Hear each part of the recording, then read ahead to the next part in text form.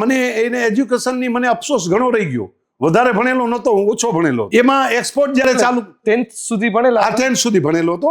એટલે ઘણી વખત એવું થાય બહારનું તમારે કામ કરવું હોય તો એટલે મને આ અફસોસ હતો કે મને ઇંગ્લિશ બિલકુલ ના આવડે. એટલે ઇંગ્લિશ ખૂબ નબળું, જેને કારણે મને બિઝનેસમાં બહુ તકલીફ થતી. એટલે મેં નક્કી કર્યું કે ભાઈ હું ઇંગ્લિશ નથી ભણી શક્યો તો મારા દીકરાને તો ઇંગ્લિશમાં ભણાવવું. ગુજરાતીમાં હું માનતો હતો પણ એ બિઝનેસ માટે પણ ભણાવવો જરૂરી છે. એટલે મેં મારા બંને દીકરાઓને ઇંગ્લિશ મીડિયમમાં ભણાવ્યા. કારણ કે હું ઘણી વખત દુભાષિયાને મારે સાથે લઈ જવો પડતો.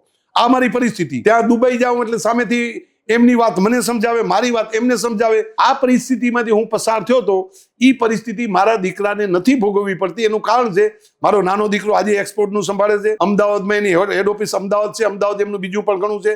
એટલે એને કોઈ તકલીફ પડતી નથી. મેં જે તકલીફ વેઠી છે એ તકલીફમાંથી મારા દીકરાને એ તકલીફ ન પડે એના માટે મેં આગોતરું આયોજન કરી અને એમને એ રસ્તો કરાવી દીધો ને ઇંગ્લિશ મીડિયમમાં ભણ્યો છે. એટલે એમને આ પરિસ્થિતિ નથી અને ઈ એક્સપોર્ટ મારા કરતાં પણ વિશેષ આગળ એને વધાર્યું છે.